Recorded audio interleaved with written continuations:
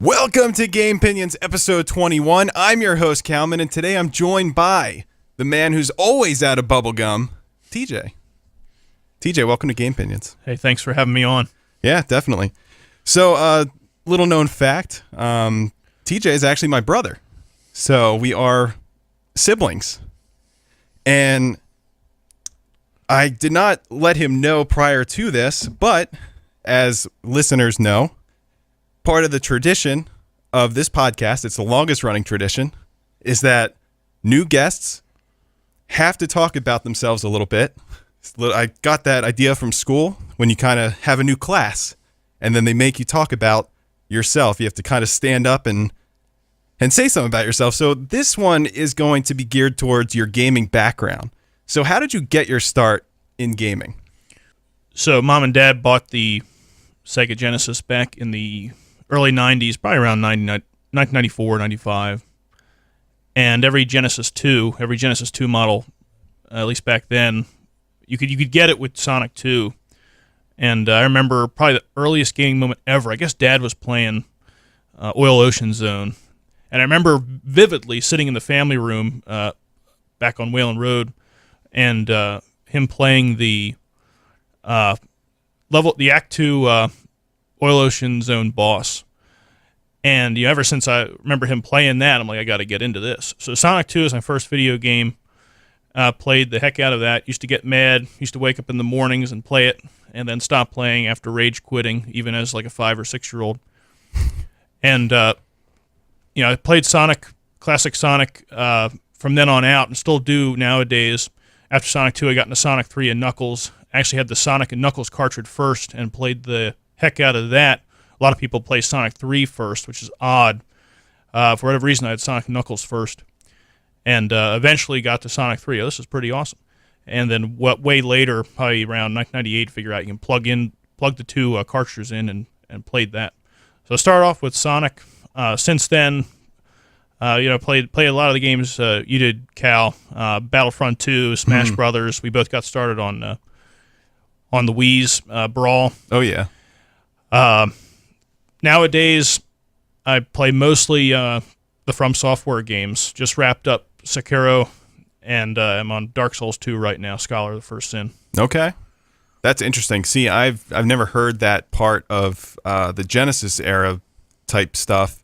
So you actually remember them buying that console?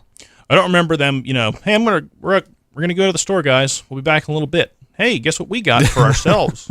No, I don't remember that. I don't remember them getting it, but I remember that being in the family room before we took it upstairs. Okay, yeah, because I think back in those days, and I do not remember anything about them getting any console, and I don't remember ever going to the store and seeing video games at all. Like, that just wasn't something that I did when I went over there. So that's interesting. I do remember going to, like, Video Stars, and I remember seeing, like, the games you could rent. I remember you guys rented a few different Genesis games there. But in terms of, like, getting games and all that, I know we had them. I just had no idea where we got them from. Yeah, Sonic 1, for example. I'm pretty sure we bummed that off of Grandma and Grandpa. Go figure. What were they doing with the Genesis 2? Who knows? I guess our aunts and uncles were a lot younger when we were, when I was 5 and 6. So that's at least where that came from. Yeah. Same with the Terminator 2 game for the Genesis. God. And maybe Winter Sports, which did not work at all. Oh, that game sucked. On the Genesis. It just didn't work. I mean, you press the buttons and the character stays there on the diving board, for example. Well, was that the Winter Olympics or was that the Summer Olympics? I think that was the Winter Olympics. Well, I don't remember now. I guess the Summer Olympics one maybe didn't work, and the Winter Olympics, which wasn't good either. You see, the Winter Olympics did work, and that's when you were shooting the targets when you go skiing, whatever that's called. Oh yeah, that was awful. Yeah, you had like the luge or whatever when you went down like the hill. Right. Yeah, that was terrible. Every game was impossible. You could not get good at it. You're using the Genesis D-pad, which is a wobbly piece of crap. Yeah, nowadays going back and holding that controller is ridiculous. Yeah, I just can't do it. Not the most ergonomically designed controller. Yeah, I definitely remember the Summer Olympics one because it had all those stickers on it. I think we actually might have gotten that from Video Stars when they were going out of business. Okay. We might have bought that for some reason. I don't know why we would ever want that game. But yeah, I do remember the only game on there was the one that I can remember is that diving board one. It just wouldn't work. Right. That is pretty funny. The other game we had gotten from Video Star that I remember clearly was Tom and Jerry. Okay, yeah. I remember you guys level rented that one time. Right, and we wanted to get it again. It wasn't there. This may have been a week later. It just disappeared from the available games list. What about the Tasmanian Devil game? Was that there too? I don't remember that, but we actually own that one, I think. For some reason, I thought we just stole it. I don't think, like I said, we've bummed our share of cartridges off of others, but I don't think NHL 96. Where'd that one come from? That came from Grandma and Grandpa's house. It that is did? the one game, that and Terminator 2 are the two games that I know for sure where they came from. Okay. I think we were playing it over there one time, and they're just like, yeah, you can take it. It's like, what was the point of them having that system? Like, everyone had a Genesis. I don't know why. Yeah. See, it would have been better if one of us had a Nintendo and the other had a Sega Genesis. Oh, yeah. Yeah, I remember Anthony had a Nintendo 64. I remember that Christmas. That's the first time I ever saw it. I didn't really understand what it was, and I wasn't super interested in it. He was playing Donkey Kong on there. I don't remember that. But that was kind of the first time I saw that. But that is interesting because, I kind of wasn't really, I wasn't really around during that time. I was like, a year old at that point when I guess they got the Genesis. About that, yeah. Yeah, it's not. But yes, that's just a nice little intro that we usually do. It just kind of gives the audience a little bit of background. That way, when you're talking, they just kind of know at least a basic of where, where you come from. So, what about the games you're playing now? You said that you were playing Sekiro. I did platinum Sekiro about a week ago. Pretty good game. If people are wondering, I've seen a lot of comments saying I'm not sure. I've heard about Sekiro and how it's popular and all that, and people are kind of intimidated by it. They know that From Software brand, even though they may not have played the other Souls games and Bloodborne. If you're interested, don't shy away from that type of game. Everyone sucks at first. The more time you put in it, you will get good. So I did wrap that up, and the last From Software game, other than Demon Souls, which is not accessible to me right now, is Scholar of the First Sin, Dark Souls 2. What's Demon Souls on? PlayStation 3? I think it's PlayStation 3, Sony exclusive, if I recall correctly. We do have a PlayStation 3. Yeah, but I don't know. I like just having two sitting on the table right now, I guess is okay. Yeah, and plus that would probably take you an hour to upload. It'd probably actually take you an entire day to update that PlayStation 3 at this point. Yeah. Yeah, it's awful. It's due for a remaster. I know that. So you obviously enjoyed that game quite a bit. I haven't played it. I'm kind of in the crowd where it's like I like to start things, but I don't like to finish things. And those games are like it's like kind of a breeding ground for that because it's difficult to really get into, at least for me. So I kind of hit a wall after a certain point. I'm just like, all right, time to go play something else. There's something new that came out. The second boss may have taken me 20 to 25 times. Just the second boss in the game. And, I see exactly where you're coming from. A lot of people can hit a wall fairly early in that game and just don't realize that they're still learning. I mean, the dying and losing your life and going back to start is just a part of learning. So it really is a hump you got to climb off of. And that particular game is a high mountain to climb. Yeah. But when you do, you go back in New Game Plus 1, New Game Plus 2, and you're wondering to yourself, how did I ever lose to this boss? I am the king of this guy now. So it is something you have to commit to. Yeah. And if you're weak on that and you kind of want to play like Madden or Rocket League or things you just play for a little bit, or what you're playing MLB 2019. Oh yeah. That's probably more suited to you. Yeah. Oh yeah. I mean, I feel like when I first started Bloodborne, I kind of had like this. Obviously it's kind of tough, but I did kind of get into a groove, so to say, where things started to kind of click. But after that, I kind of stepped away for a while, and then it's just like relearning it all over again. It wasn't like riding a bike. I felt like I had to relearn the timing and all of that, and then I just never really continued after that. Yeah, I play a lot of co-op and a lot of Dark Souls 3 co-op, and I hadn't played it all when Sekiro came out, end of March, I think. And I had just now gotten back into co-oping Dark Souls 3. And I had so many hours into it, I came back to it like nothing. Really? Yeah. Co-op's a lot trickier because, the bosses you help people with act way more erratically because the aggro is swapped around.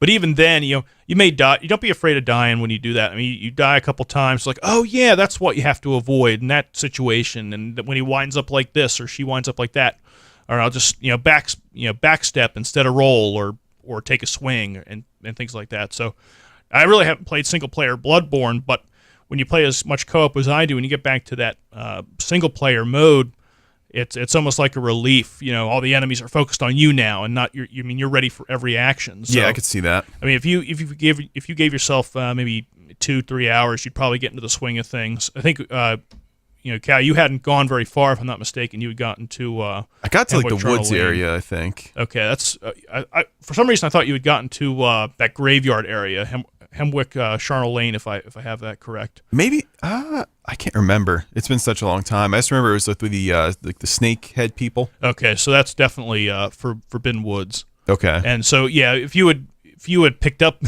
I really do not like that area. If you had picked up right there, it'd probably be like, what the heck? Yeah, that's where I picked up from. Like, what the heck am I doing? This is awful. Maybe it'd be worth it. You're so early in the game, it may be worth it if you ever wanted to get back into it to start from scratch. There's no just hit the harm in reset that. button. Yep.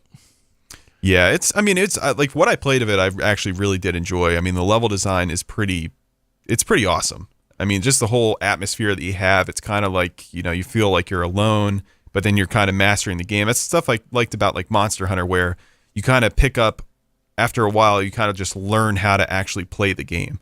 Right. So I actually really enjoyed what I played of it. So who knows? Maybe eventually I'll go back to that. I would recommend so. Yeah, definitely. But yeah, I've just been playing MLB. Stuck on the squads of Diamond Dynasty. I played some of the single player mode, and this is probably my first MLB game, I think, since the Vita version back in like 2012. So it's been a while since I've actually played an MLB game, and I've been really enjoying it. It's like really relaxing to play. The game is just super janky sometimes when you play online, which is hilarious. I just get a kick out of that. And I don't know, it's a good game to kind of just relax with and just have fun.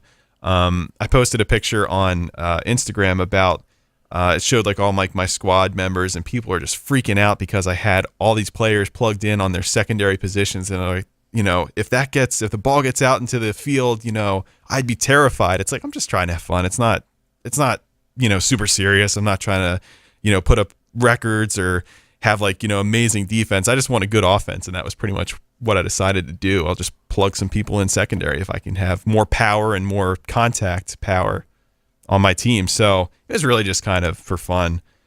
But the single player mode, like trying to think what it's called now, Road to the Show. It's very similar to like Campus Legend mode in NCAA, which is something I really liked. And the fact, like, I love playing it. It's really fun. You go through slumps and all that. But playing it, I just can't help but think that, Madden should be embarrassed that they don't have something like that in there. It's ridiculous that they don't. So it's been a lot of fun to play that and just go to extra innings, playing 1-inning games with just like stupid stamina drop-offs. It's hilarious. I've been gifted a bunch of games since I started my From Software career, and I don't think I'll be I don't think I'll be ever getting that MLB The Show game, even though I've heard some good things about it, and especially from you, Cal. Yeah. One of the things that kind of cracks me up, just thinking about the creativity it allows people, is the customization of uniforms. Oh, yeah. Our friend John has the Domino's logo. Does your team logo have a special design? Yeah, mine is actually Krispy Kreme, which is hilarious. For the Krispy Kreme donuts, it's just, they have good colors. My other friend Dakota, he has Notre Dame, so it looks good on a baseball uniform. Actually, it's very Yankee-esque. But it's just the Domino's one, I think, is still my favorite, just because of how ridiculous it looks. I mean, it's that red and blue and white is a very crisp color scheme. So it's definitely silly. It's like a whole bunch of employees are playing baseball professionally. So does your uniform look like the outside of a Krispy Kreme donut box? Yeah, that's how mine looks. I went ahead and put pinstripes on it too to kind of replicate like the little dot design that the boxes have. And I tried to get the closest to their colors. I actually went to Krispy Kreme a couple weeks ago just to make sure that my uniforms were on point with what they wear. Yeah. And they actually had like Krispy Kreme hats there, which looked really close to the one that I made. Wow. So I went back, when I came back here, I went and kind of tweaked the hat a little bit. But the only thing I wish they had was alternate uniforms, because like I'd love to have, an all white uniform, an all green uniform, and then like an all red uniform. But now, because there's only two, it kind of limits you on what you can do. So I wish there was further customization in terms of that, just to make it a little bit more, it's not really more realistic, but just kind of realistic to how baseball teams actually are, and they have their alternates.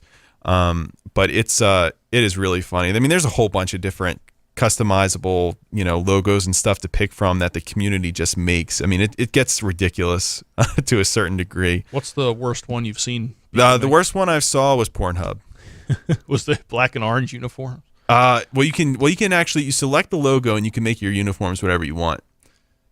So basically, you take the logo, you save it to your PlayStation, and it'll tell you to upload a logo, and I guess it's saved in that format, so you can just put a logo to anything.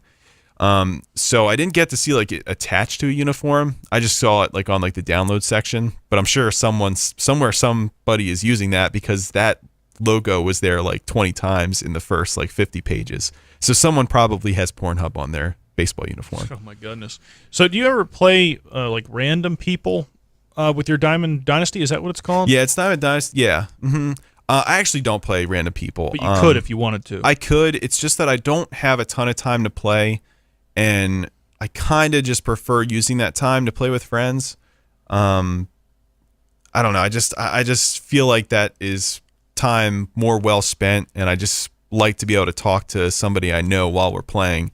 And then we can talk about it later, and we have like records against each other. But in terms of playing with randos, I don't really want to do it. I kind of see why. I mean, baseball is I've never played the game, but I know the sport is probably a lot less fast than Rocket League, for example, another game we play. So yeah. I would imagine being in talks with someone you're familiar with probably keeps you more engaged throughout the time, especially when you had a game like you and him were playing the other night that went 15 innings. Yeah, it 15 makes innings, it fun yeah. all the way through. Yeah, it does. It makes it way more interesting. Like, I'd hate to be playing in silence for 15 innings against somebody that I don't probably know. Just quit, right? After a while, it's just like, oh my goodness. I guess, and you also have to factor in that baseball is, because of the whole pitching and hitting aspect of it, server lag has a greater penalty than in a lot of the other sports games. Okay, yeah. Like Madden, it kind of messes you up, but I feel like there's a lot of time in between plays in that, and there's a lot of moving parts. But with baseball, though, it's like you have to focus on hitting that ball every single time, or hitting your zone. Any lag's going to mess it up. So I feel like playing with random people kind of increases the chances that you're not going to have a great connection, and I just don't want to deal with that at all. Makes sense. You could be a lot of wild pitches and a lot of strikeouts. Yeah. Oh yeah, which kind of already happens already, but it's pretty hilarious. Okay. So I wanted to just kind of get into some notable news. Don't really have to go super deep into it because I do want to loop around to the main topic at hand, but I haven't been on for a while, and the reason for that was because I had a really bad stomach ache and I didn't feel like recording. So we are going to be just touching upon some of the bigger news stories. So first up is that Sony and Microsoft have decided to team up for future cloud solutions in gaming, which is kind of huge just because we've already seen Microsoft collaborate with Nintendo a whole bunch in recent months. That includes Cuphead coming to the Switch with Xbox Live support. We've also heard rumors that Xbox games could possibly be coming to Switch at some point. That appears to be after they're done incorporating their stuff with like iOS and Android. So that's going to be really interesting. But the fact that Sony, a company that hasn't been super into collaborating in the past up until, I guess, right now, it's kind of weird for them to be teaming up with Microsoft. But given the reports, and I think there is some big kind of like fear maybe for Sony, or at least some high level of concern about Google's Stadia, whatever it's called, and their streaming service. I think there's definitely some heightened concern there. Sony has invested in the past in cloud based streaming services. Obviously, they have PlayStation Now, which is arguably one of the weakest points in their ecosystem. But they have invested heavily in that. Probably one of the first gaming companies to do that, probably back in 2012, I want to say. But they're looking at Google, and they're looking at Amazon, and they're looking at Apple, and they're looking at Microsoft, and this is one area where there is definitely a massive deficiency on their end. So this move is going to be big for them because they're teaming up with Microsoft to essentially take down Google's attempt to kind of take the gaming industry by storm. But it's also not really immediate, and it's also very vague. They didn't really go into a ton of details about what this is going to entail. The only thing I can really think of is that they're going to constantly be looking for, improved servers and all of that. Microsoft is definitely very extensive, in terms of how many servers they have and what their technology is. So it does make sense for Sony to team up with them. But it also apparently blindsided a lot of the PlayStation team that is working on PlayStation 5. They actually went into a bit of a panic mode when this report came out. And like the managers and all that had to kind of calm them down and saying, this isn't really for PlayStation 5. This is for future use. So we probably won't see a big impact on this in this next generation. But definitely interesting for sure.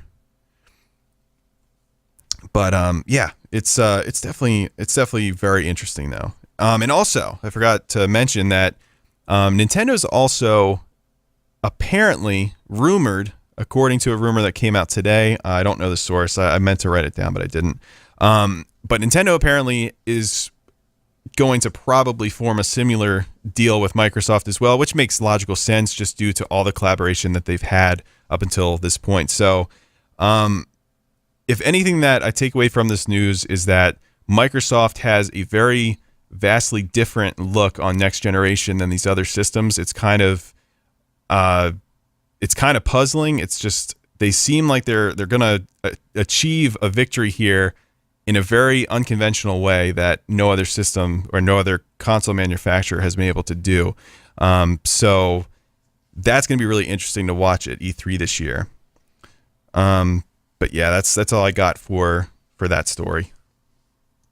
The next story was the Nintendo Switch revision rumors. They exploded after NVIDIA's latest financial report. That to me is like, the fact that Nintendo has revised their systems every single generation they've had, whether it be with their handheld or their console, it's like people keep coming out with these rumors and eventually they're going to be right. So it just kind of seems like a cheap news story to me because, of course they're going to come out with a revision eventually. So I'm not really looking for them to come out with anything anytime soon. Some people think it's going to come out in the summer, similar to how like the 3DS XL came out like a week after, or the announcement for it came out a week after E3. I don't know if that's going to be the case this time, but it'll probably be a smaller, more cheap Switch, probably without the dock. It'll just be like a Switch Mini or something like that, more of a handheld to kind of replace the void left behind when the 3DS inevitably gets taken off the market. So nothing really too exciting with the news besides really those two things. And even the Nintendo Switch one I don't really think is all that great. So do you have any comment on that? The Switch has been out for a while. I'm surprised we haven't heard something about having a new model for it already.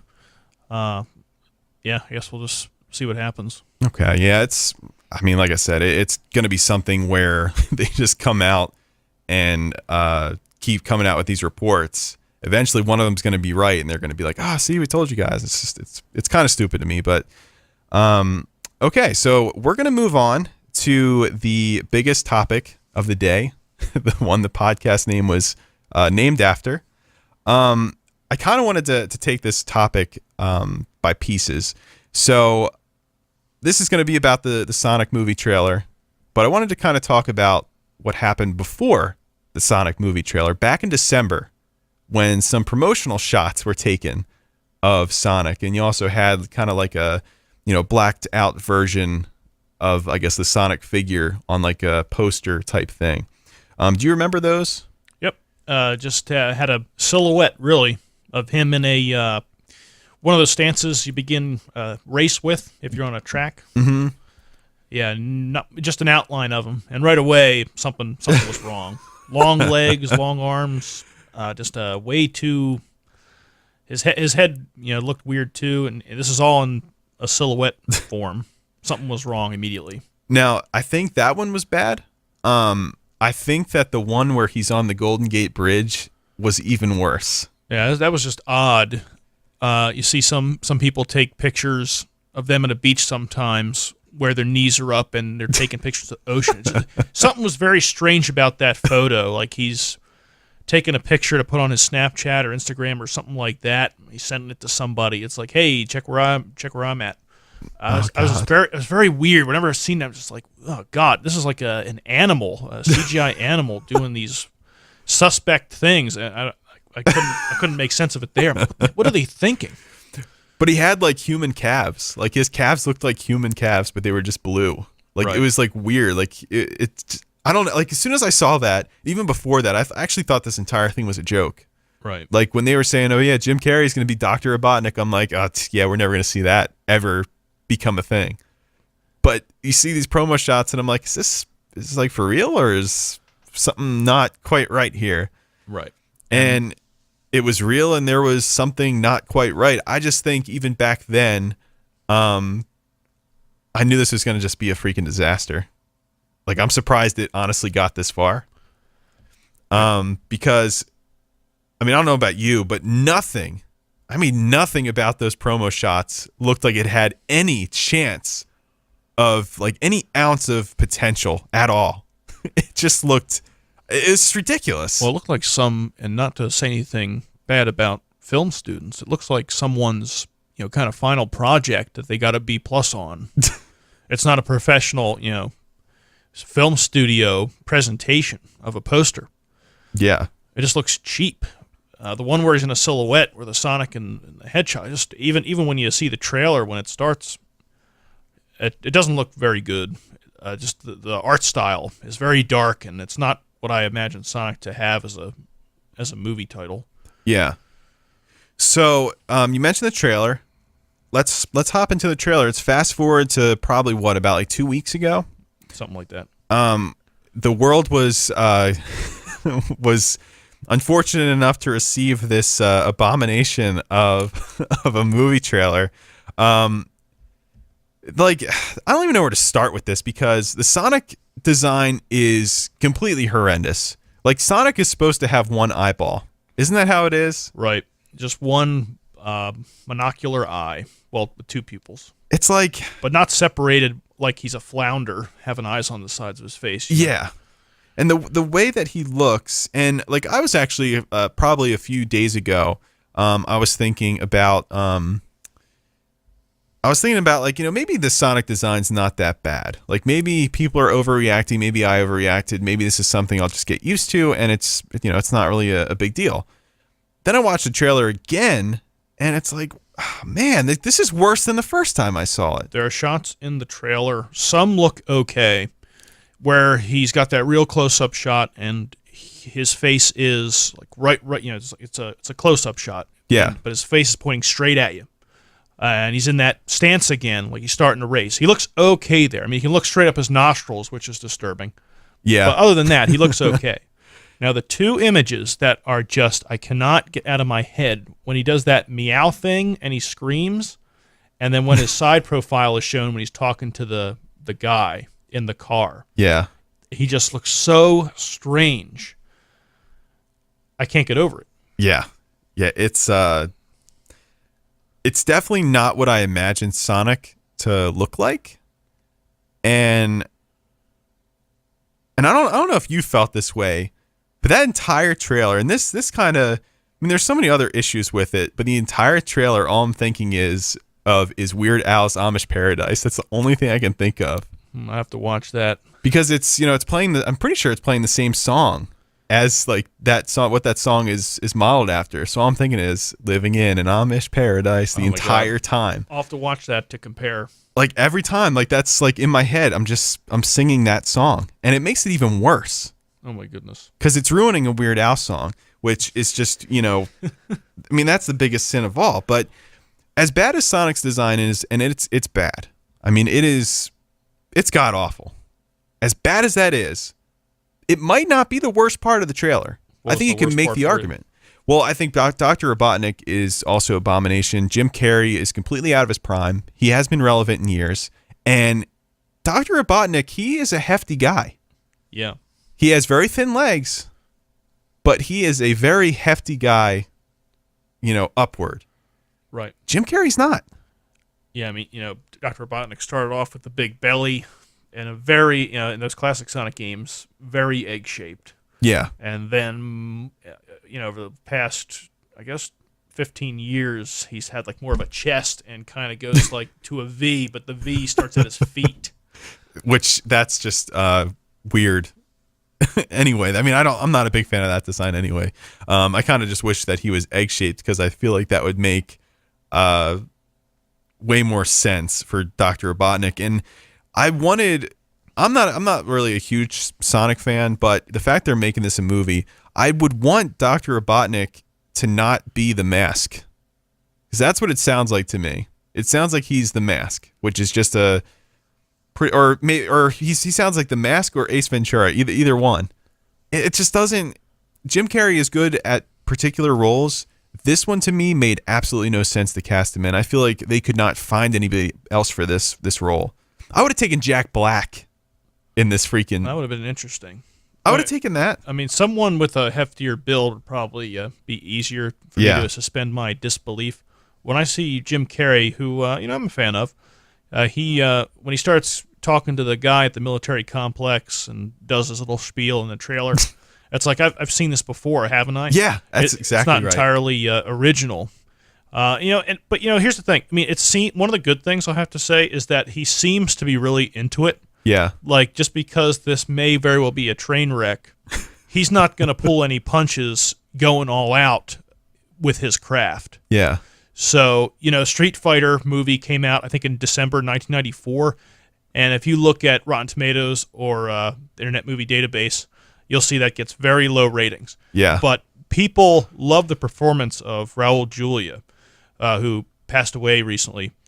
He's one of the bright spots of a rather kind of lame movie, just from his pure talent, right? He's the same guy. I mean, if you're not really what I'm talking about, he's the same guy who said, the day Bison visited your village, it was just any other day. But for me, it was it was the most important moment of your life when I visited your village. But for me, it was Tuesday. It's like everybody remembers that line from a lousy movie. So who knows? Maybe Jim Carrey will provide some life into what looks like a fairly grim ordeal this movie's going to provide for us. Yeah, I mean, plus it might be his last movie. So, I mean, Jim Carrey's going to retire after this? He might have to. I mean, if it's that bad, he might have to. If he's still around, he probably can secure roles like this for a long time. Yeah, I guess so. I applaud him for going all out. Yeah, I mean, I guess my biggest issue is really just the body profile, which I guess probably shouldn't matter. I mean, Robotnik's pretty zany too. So if we go for like the personality wise, Jim Carrey may have been a decent pick. Okay. I mean, there's that one Sonic TV show where just everybody's crazy. Yeah. Where they just run around all episode. But so I can see, there's some argument that he would be a decent pick for that. Yeah. Okay. Yeah. I mean, I could definitely agree with that. Now, are you even planning on seeing this movie at all? Probably. Just it's like the train wreck thing. It's terrible, but you can't look away. Yeah. So I don't know. I'll probably fork over a couple bucks to see what's up. Yeah. I'm interested to see what the redesign is too, but we'll get to that later, I guess. Yeah. We'll get to that a little bit later. Yeah, I will say that the trailer. One of the biggest problems I also have with this trailer is that to me it seemed to kind of. Now this is a little bit of a broad statement, but to me it kind of seemed to mirror the Pikachu reveal in Detective Pikachu, and it was like supposed to be shocking, and it was supposed to, probably be a little bit jarring because when you first watch the Detective Pikachu movie and you see Pikachu, it's a little bit weird, but it's still cute and it's still charming, and it just it still kind of makes sense. When you see Sonic, it's like he says meow. That's the first strike there. But he doesn't look good. And why do we have to mix live action Sonic with humans? Like, honestly, I would have preferred for them to keep him like a cartoon, or at least kind of, more along that line, and make it kind of like a Space Jam type thing. Like, if he's coming into their world, why does he have to be live action? Why can't he just be why can't he just be cartoon? Pikachu is a cute little cartoon mouse who's fairly small, where Sonic doesn't look anything like a hedgehog. Yeah. He doesn't depict him at all. And yet they've meshed him together, some kind of humanoid hedgehog man thing. I agree with you. They should have just had his original or modern Sonic design in there. And so what if he sticks out? Yeah. I mean, as long as he looks good, Space Jam's fine. I mean, they could have just taken his character model from Wreck-It Ralph, a lot of people are saying. Yeah, that one was not bad. And do something with that. Maybe darken his fur a little bit. I don't think that's fairly difficult to pull off. And yet we have this anthropomorphic thing with human hands and human teeth and human legs. I don't understand it. Pikachu didn't do anything like that. I mean, Pikachu is essentially Pikachu. Yeah. The other Pokemon in that movie are essentially the Pokemon. I mean, they don't look all that different. Yeah, they're in 3D and they're applied to a real world. Sonic, I mean, they're fairly, but those animals they're not based off of a lot of, well, I shouldn't say that. The fact is, I think Pikachu was an easier transition than Sonic was, and the direction they went with Sonic was wrong. They should have just made it look fake. I mean, just give him darker features. I mean, there's other images. You can go on Google Images and see what other people have done, and it just looks so much better. It's just bigger eyes, pointy, that rounder nose, that ellipse nose, gloves. It wasn't hard for just random people who don't get paid millions of dollars to pull off. Yeah. Oh yeah. Yeah. I feel like they could have definitely done a much better job. I guess identifying what kind of movie this probably should have been. And I don't know. To me, I think it would have been more interesting if it was a Sonic movie inside of his universe and not inside of like our universe. Like, I think it would have been cool to see like, Green Hill Zone and all that, all those locations rather than, going to America. It's like what's the point of that? It just doesn't seem to make sense, and it doesn't mesh well with, I guess, the source material and all that. It's just, I don't know. It just feels weird to me. Well, who knows what the editing will be like and the overall story other than just saving the world and all that. But, yeah, I mean, you think of some of those zones, right, and some of the music that the video games have to offer throughout the last 20 or so years. And why don't... There may be some inspiration of those things in the movie. We'll have to see. But you're right, Chemical Plant, Carnival Night Zone, Hilltop, things like that. If you get inspiration at least from that area instead of just the California countryside, yeah, maybe would have been more interesting. Yeah, I mean, I just think that would have, I think it would have been a lot cooler, rather than Sonic just interact with humans, which I've always thought was weird.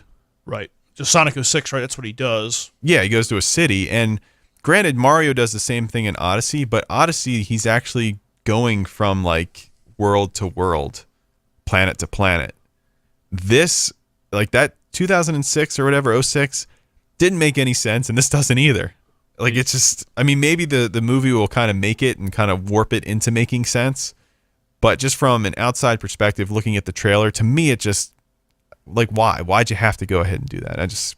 it's easier for Mario to talk to people because he actually is a person. He's actually a tradesman. Yeah. So, yeah. Sonic's just an animal.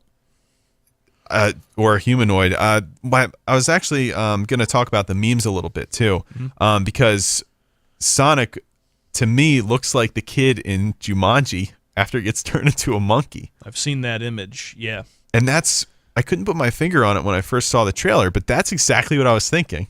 I was like, that looks really familiar, and it's not of any of the previous Sonic designs. Sure enough, that's what it was. Did you have any favorite memes that came out of this? Because there was a crap ton of them. There's a lot of people have mixed faces with him together. I mean, there's a Nicolas Cage one. I've seen that one, yeah. Ugandan Knuckles mixed together with it. I mean, people are really, really diving straight in here. one of the more interesting ones is when they replace his human teeth mouth as his eyes, and he has a single eye where his mouth was. It's just the images people have mixed together is my favorite. They've also people have photoshopped that odd looking tails thing. You know, the one where that fox is like deranged, and they just use the title cards from Sonic instead and makes it the tails with that tails as the image. People have gotten pretty creative with what they have out there. Oh my god, yeah, that's like my favorite thing. I think about like the whole like reaction culture is that you have so many people out there that have access to Photoshop and other various photo editing softwares, and they can just make these things on the fly, like within hours or minutes after something that ridiculous comes out. They can just go ahead and start taking advantage of it and getting a ton of likes and shares and all that stuff. It's freaking hilarious, though. You know, there's this on the NFL subreddit. I used to see this image macro, that monkey with the oxygen up at his nose. You know, and if a team would lose or whatever, or lost their, one of their star players, they'd have that monkey in the hospital bed with the oxygen with the hat on. You know, like you're on life support. This team's on life support, so I've seen one color that monkey blue and would give him Sonic ears. It's like this is down for the count. Oh man, that's pretty hilarious. Yeah, I'll have to kind of catch up on them. I've kind of stopped looking at it after I guess last week, so I haven't really been diving too deep into that. But it's a gold mine. Like anytime something like this happens, it's just a complete laugh fest at Paramount Pictures' expense and even at Sega's expense. There's actually a quote from I guess someone that worked at Sega about the whole Sonic design and all that, and he basically just came out and thanked everyone for kind of getting on him about this. It was Jeff Fowler, I think. Jeff Fowler? Yeah. Earlier in May. Okay, yeah, and he got, he basically just said thanks to everyone. And then, an announcement was made, yeah, that's right, by Jeff Fowler on Twitter. He's said, the director of the movie. Yeah, oh, okay. So he said, thank you for the support and the criticism. The message is loud and clear. You aren't happy with the design and you want changes. It's going to happen. Everyone at Paramount and Sega are fully committed to making this character the best he can be. Which is nice. But apparently, at some point in time, Sega was getting, bashed for this design. But Sega actually had to come out and almost not really distance themselves, but they kind of had to come out and say, look, this is Paramount Pictures' movie. Like, we're here to advise and we're here to, give assistance where needed. But the movie's outcome is going to really be, in their court. So I thought that was kind of interesting, but also kind of funny because of just how Sega has treated Sonic over the years. Just for them to get a little bit of criticism for this. And this is something they actually didn't really do. So I got a laugh out of that. But Sonic's going to be redesigned, which how do you feel about that? Do you think that's a good thing? Well, they've got like until November 8th, I think is when the movie comes out, and I wouldn't be surprised if they move that date back. Yeah, just because this is a disaster for them right now. I think it's a great idea because he looks horrendous, and really, I don't know how it works between Sega and Paramount. I mean, who knows what types of board meetings and relationships they have with each other. Yeah, and emails that get sent back and forth. I mean, if I were Sega, I would not have okayed this if they were even in a position to okay that design. Yeah, because it looks nothing like the original. It's a real shame if Sega had, gave the green light on that if they were in that position to do so. Yeah, I think it's fantastic they'll redesign it. I wonder if they'll even show what he's going to look like until the movie comes out. I probably would not. I'd probably keep it hidden. You wouldn't want to go through this again. That would just double dip on the disaster already. Yeah. So I'd probably keep it hidden. I think it's great. But another thing is, who knows how far this redesign is going to go? Are they just going to change his nose up a little bit? Are they going to combine his eyes to the more familiar look that Sonic has? They have no time to do this, and he's the star of the movie. This isn't one side character that gets 5 minutes of screen time. This will probably be at least hour-and-a-half movie with this character littered throughout. So they got to redo all that. I mean, this takes I'm not an artist myself when it comes to CGI, and neither are you. But not many people are, but I know that it takes a long time to do it, and not a whole lot of time is left before the movie comes out. I mean, we're just a few months away from that movie coming out. So who knows what they'll be able to pull off. I mean, he is the movie. He's everywhere, I imagine. He at least has 75% of screen time in this movie. They're going to essentially redo it, the most important part. Good luck. It's not going to be major changes, I don't think. They just can't. They can't afford it. I'm fairly certain. Yeah, I mean, I look at this, and I think they're going to have to push the movie back. In an interview with io9gizmodo.com, an animation studio character supervisor who worked on Paddington. I don't know if you know that movie. Yeah, I know what you're talking about. So he worked on that. He told Gizmodo.com if they took 9 months to build a character, it's 2 to 3 months of reworking before you can even put the character back into shots again. I can't even guess what's going on behind the scenes. And another visual effect artist who worked on Avatar and Power Rangers, Daryl Bartley, he said, obviously on most movies, they're doing everything down to the wire. They push the limits of everyone involved to continue to make changes to the very last second you can commit a frame to film or digital. There are shots being finalized the weeks before and even the week before. There's a prevailing thought that you could snap your fingers and change things. So it's a lot. And Sanchez actually went ahead and continued that, and he said that this kind of describes the work that it would take, and he kind of speaks from experience because there was a lot of criticism of Paddington when they first showed off that trailer because it looks creepy. Whenever you convert something to like a cartoon type thing, it looks a little bit weird. It doesn't look normal. So basically, he goes on and says, from the design to the modeling to the rigging, to putting in the skeleton, to testing out the skeleton, putting in the fur, lighting it, all of that work is easily 9 months. And that's without major design changes or changes in the story along the way. And he kind of seemed like he didn't like the idea that Paramount Pictures are going back and changing it. He says, we've seen it so many times where people pile on instantly whenever they see something that they don't like, for whatever reason. And there might be something I agree with. Whether it's Ben Affleck as Batman or the design of Paddington, there are so many things where people pile on instantly, and I don't find it healthy personally. So, I mean, I guess I agree with him in some regards to that. This is a lot of work for a movie that, for all intents and purposes, might not even make back the amount of money that they're going to spend on it. Which is $90 million right now. That's the budget for the movie. And, man, I don't know. Do you think it's worth it to do it? No, I don't think so. I think it sucks that the design is the way it is.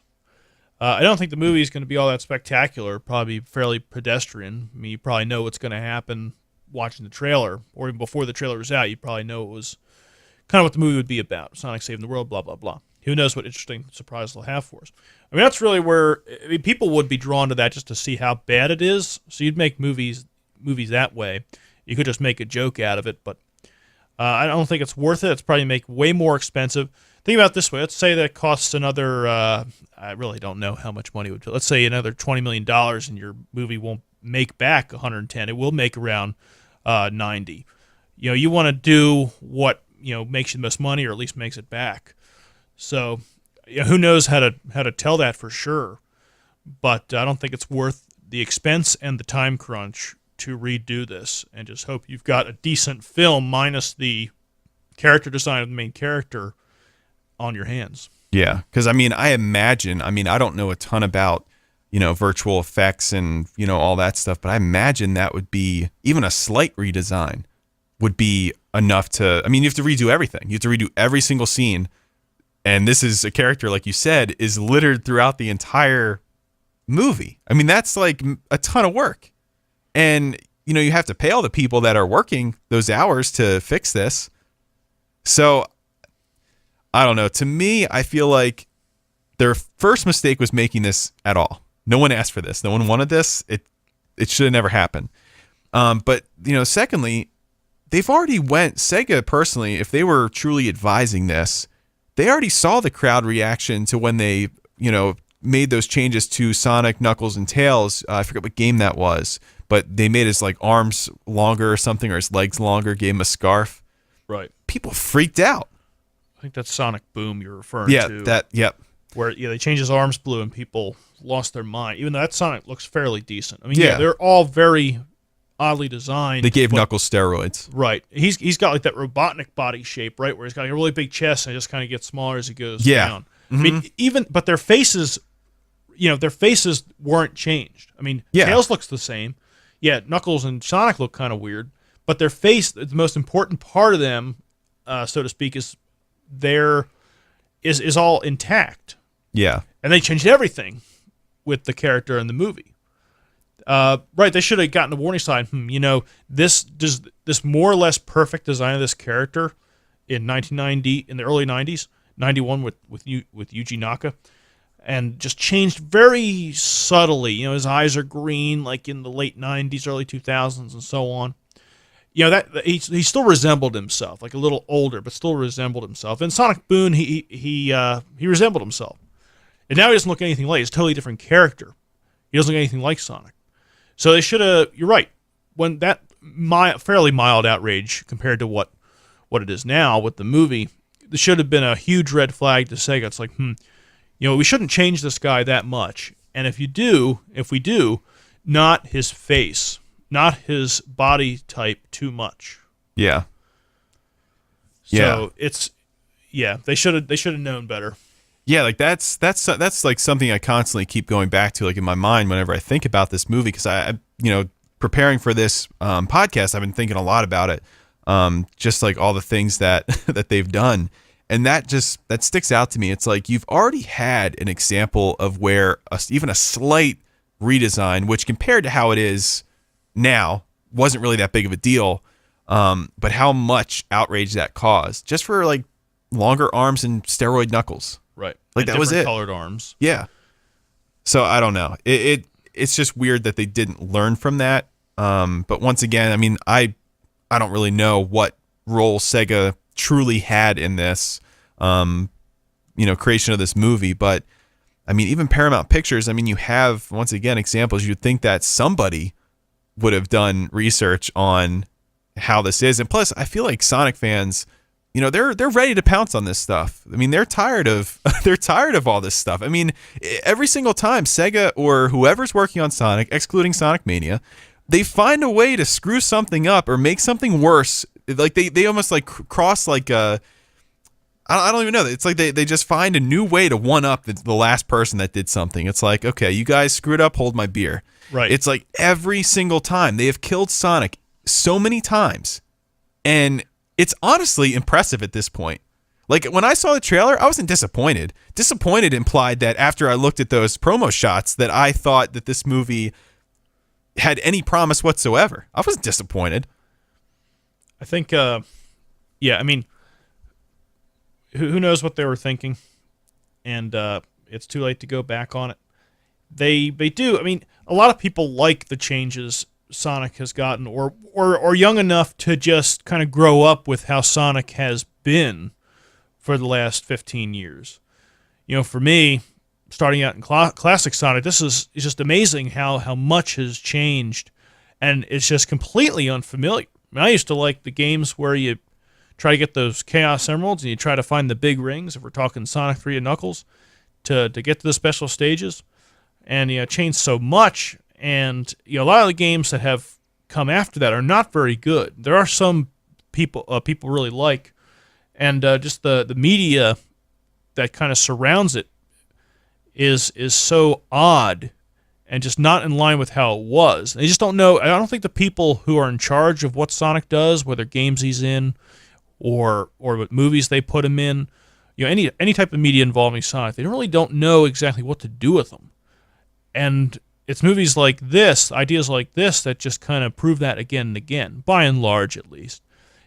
People do like Sonic Generations a lot. There are some fans of Forces. But it's just not what we're used to, unless what we're used to is just constant mistakes that just seem... You guys didn't have to change anything. You're doing it again and again, and every decision you're making is wrong. Yeah. Yeah, I mean, honestly, and I think I've told you this before, I wish they would just take their original formula and with this new technology we have, just keep sprites. Sprites look awesome. I love they're ageless, it'll always look the same. Just make it a huge world, a huge connecting world that you just keep going through. Why not? Do something. Right. Just kind of world build with Sonic, I suppose. Like, I mean, there's so many things that they could do because honestly, I feel like making a Sonic game, a good Sonic game is kind of difficult because, I mean, the old games, I feel like Sonic was a very important part of the game, but he's not the only important part of the game. Level design is an important part. You know, the whole smoothness of the game, you know, the fluidity of each level, which goes back to level design. The music was obviously a huge part. Yeah, it's very important with Sega's games, music, and the color, of course, with the games too. Yeah. I mean, it's just all a mixture of greatness.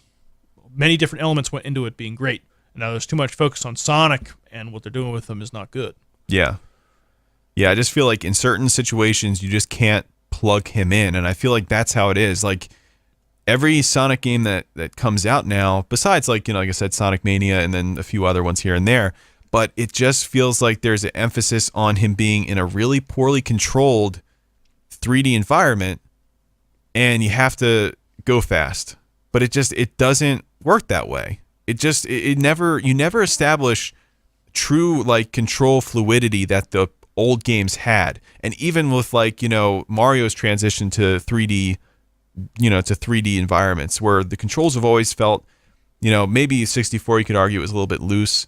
But the controls though, it's a pleasure to control those. With Sonic though, it's like, I don't know, it's almost like you're constantly on just a side-by-side D-pad with a lot of these new games where you don't really feel like you can just, it's just hard to control. It's just very strange that they keep doing that time and time again, or at least they were doing that time and time again, rather than just focus on things that worked and things that made sense and things that people wanted.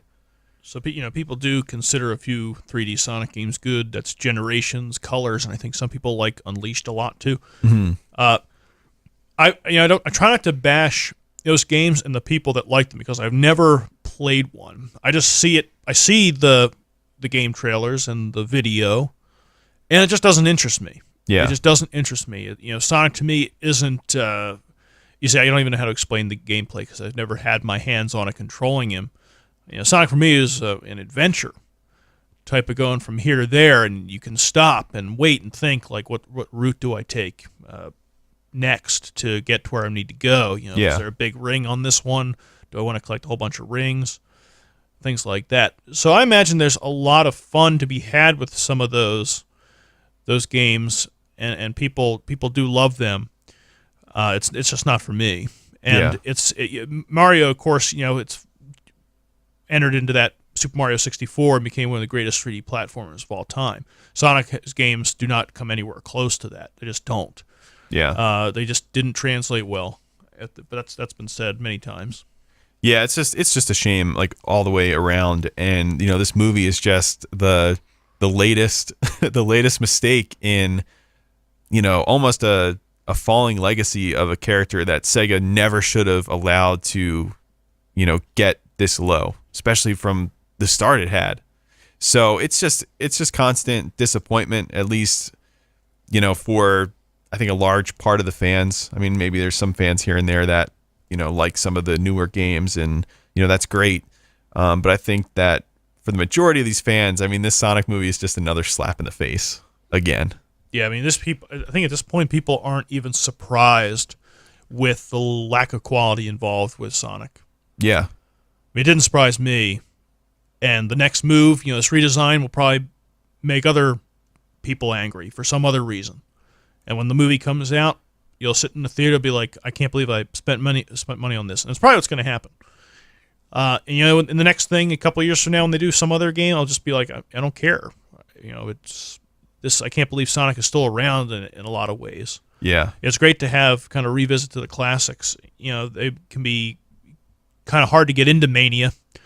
It kind of reminds me of when people, you know, the criticisms of Sonic 3 and Knuckles, how long the levels are and so forth, where it's you know, you die every corner because you're too fast and Sonic's in the center of the screen and all that. But yeah, it's just not not going good for him right now, and it's tough to see how just amazing how he just kind of hangs around. Like you said earlier, who even asked for this movie in the first place? Yeah, I don't know. Sonic isn't all that popular anymore. I mean, he doesn't. I don't know how many people are buying these, Sonic Boom games and Sonic Lost World and all that. I just can't believe it. He's just not as relevant as he was, and it has a lot to do with the decision making for the people who control Sonic and what situations they put him in. Yeah. Oh yeah. Yeah. I don't know. I wish that Sega would kind of just give Sonic to somewhere else. I mean, at this point, there's so many great indie developers out there that are making amazing side-scrolling type games. Or just keep giving it to the Sonic Mania people. I like the idea. Sonic has good stories. I didn't watch the Saturday Morning Sonic, which is a show way back when, I guess in the mid '90s when that came out, where it has to do with him beating up Robotnik's robots and taking care of the environment and all that. They could try to do something like that. There's older characters I don't think are legal to produce and put on the screen anymore. But yeah, I'm not opposed to Sonic being in a feature film, but just maybe add some creativity instead of all this save the world stuff. I really have no interest in what they're doing, and even though I'll probably pay a ticket to see it, it's just like, what kind of disaster are we looking at here? Face first.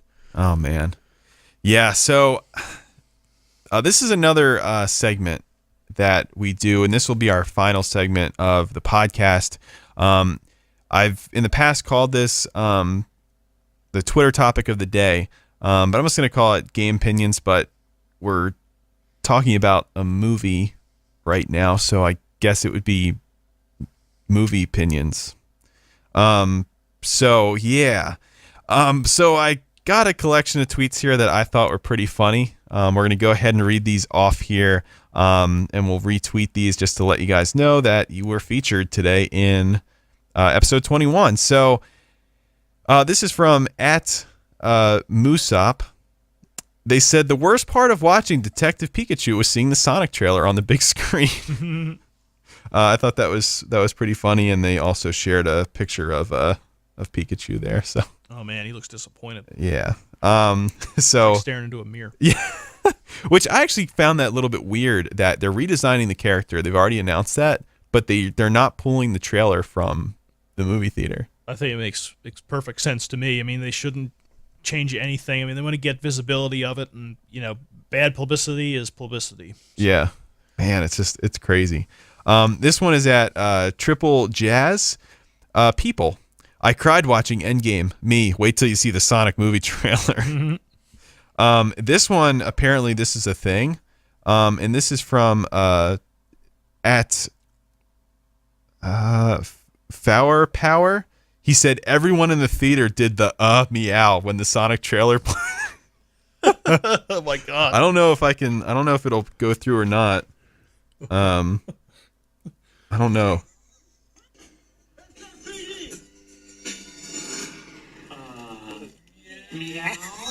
Oh my goodness! Oh my god! And it's funny because that's actually not the only person that said that. This is at Alex ZRP. They said, my therapist, the entire movie theater saying, meow during the Sonic Hedgehog trailer isn't real and can't hurt you. The entire movie theater during the Sonic Hedgehog trailer. And she had a very similar scene where everyone said the meow part. I thought that was hilarious. That did not happen at my theater. There was a couple people, I think, that laughed when I saw Detective Pikachu. Did you have any situation like that? There was some little kid in the row me and our sister were in. When Sonic popped up, he was just like, "Oh no, my god!" It's like, yeah, we feel you, buddy. It's not fun for anyone. Oh my god, that's pretty funny. It is worse on the big screen. I can definitely attest to that. I almost wanted to leave. This is from at Miklis. I don't know. Something like that. He said, "Oh yeah, The day I went to go see Endgame, the trailer for the Sonic movie played. Most of the people in the theater was laughing at how bad it was. But this small boy near me started to cry at the first sight of Sonic. His mother had to take him out of the theater for a bit. Yeah, I don't blame her for making that decision. Trying to enjoy Endgame or getting close to it, so I'm not surprised in his reaction either. I mean, he is fairly scary. Some of those shots, Sonic is scary looking. He is legit horrifying. Some he looks okay, but others are just what is that on the screen? Get him off of there. It's just very unsettling. Yep. Like really unsettling when you see him. Yeah. So if I was younger, I mean, even at my age right now, I was kind of, mildly disturbed at the view. It's a great point you're making. I loved Sonic when I was growing up. I mean, I still do love classic Sonic. When I think about, what if this movie had come out in 1997? It'd be a 7-year-old kid, been playing for years now, classic Sonic, and I saw that on the screen. Oh, God. I'd be horrified. I'm like, what the heck did they do? What did they do? That's not Sonic. Sonic is a little cute blue character. That's his own original character, Blonick. Yeah, right. I would have to assume that it'd be something completely different. I would be appalled. Today, like we were saying, it's just the tip of the iceberg, kind of like the latest in the line of bad decisions. Yeah. But then, if they had made that stark change, I'd be absolutely horrified. Like, what kind of mess could my boy? As people have been saying. Yeah, it's that would have been highly disappointing. I mean, imagine like Mario fans when they saw the Mario movie. I mean, that's just strange too. But in this case, they're actually human beings. That is true, yeah. And some of the other characters are just like, holy crap! Why did you guys make this? I guess they're just trying to cash in on the popularity of Mario. Yikes! You can just ask the same question. What are they doing cashing on the popularity of Sonic? Sonic's not really all that popular anymore. I think. I don't really realize. Maybe I'm understating how popular he is. I'm not sure. Yeah. But that movie is just so crazy. I don't know if I've watched all the way through, but I know a lot of what the characters look like, and it's just really strange. It's bad. Like Dennis Hopper is Bowser, and he's got this crazy hairdo. Why didn't you guys just make a cartoon?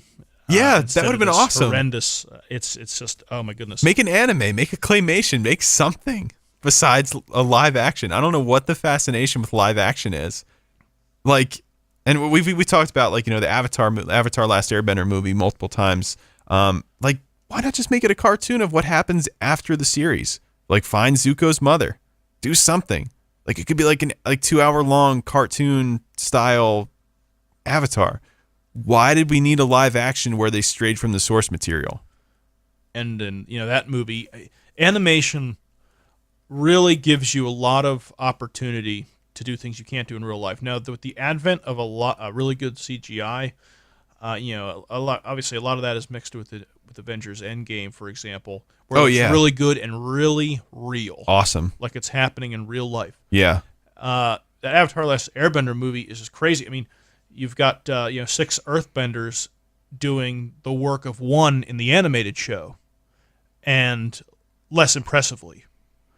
Animation really opens up a lot of possibilities that without a lot of talent on the real life side of things, with human actors side of things, you lose a lot of it. Oh yeah.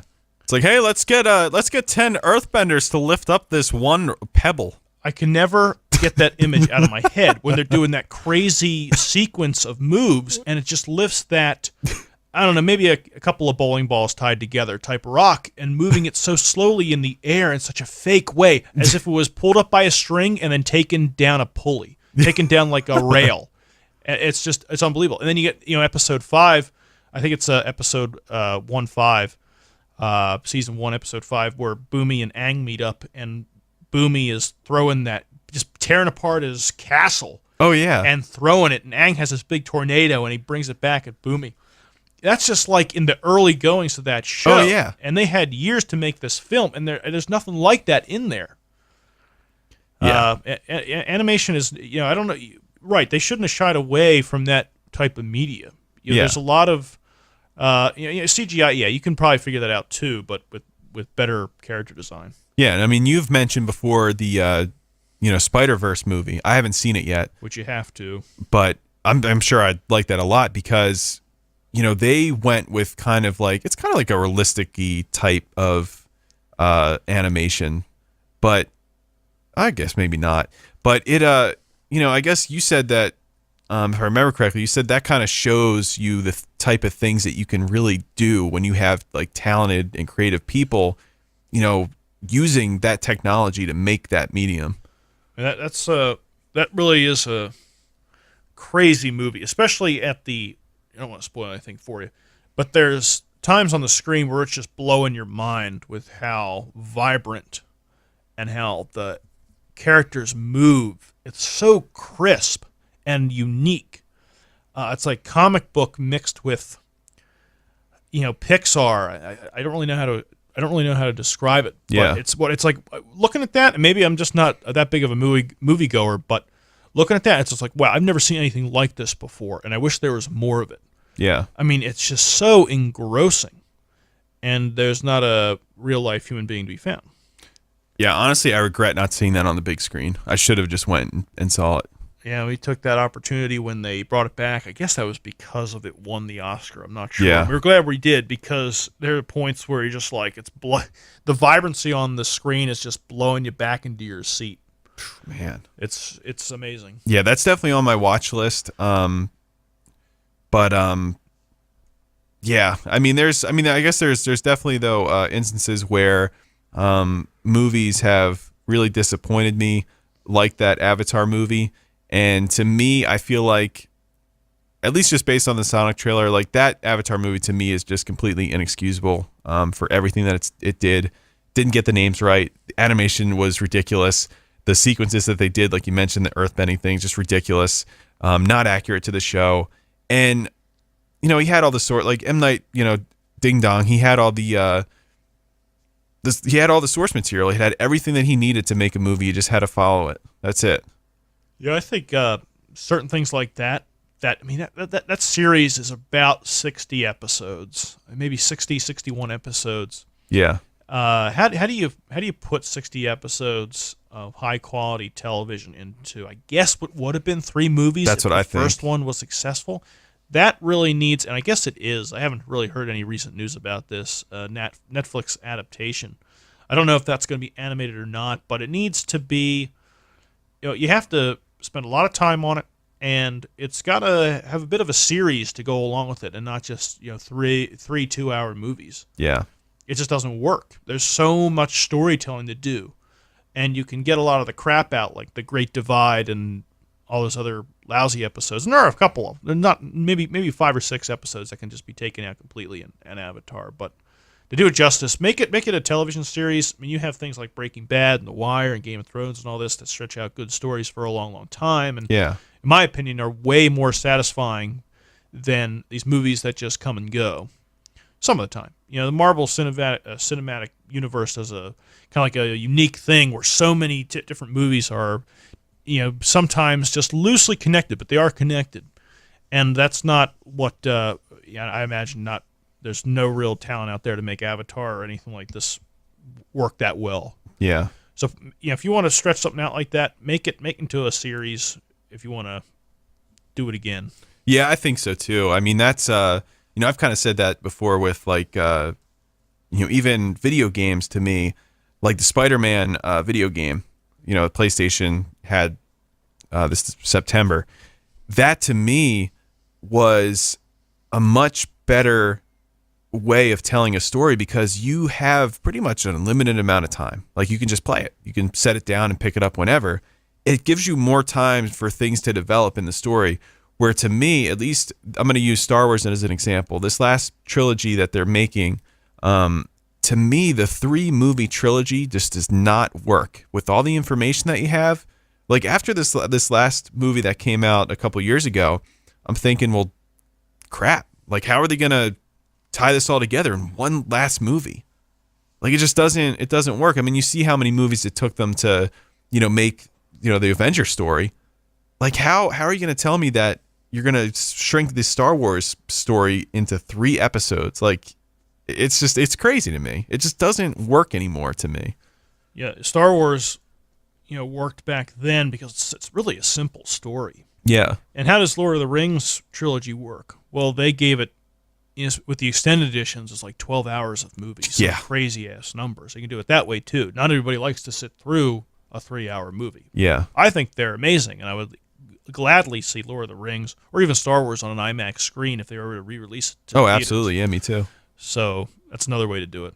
Yeah. Yeah, I guess it also comes down to the quality of the movie, too. If it's going to keep you engaged, that 3 hours goes by like nothing. Because when I was in Endgame, I didn't think that was 3 hours. No, that did not feel like 3 hours at all. For me, it's just like, I don't want it to end. Yeah. So the more, the merrier. Yeah. Yeah, absolutely. But yeah, so it's going to be interesting though to see where Sonic goes from here. And what happens from here on out.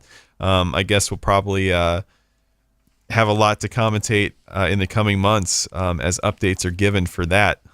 But I think that's pretty much all I have for today. I don't know if you have anything to add or. No, I'm good. Okay. All right. Well, you guys can find this podcast on Stitcher Radio, Apple Podcast, Google Podcast.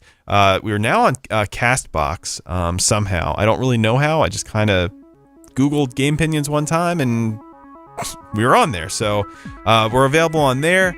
And we're also available on, of course, Spotify. So leave 5-star reviews on Apple Podcasts. They do go a long way to getting the podcast noticed, and just give us some feedback, even if it's negative.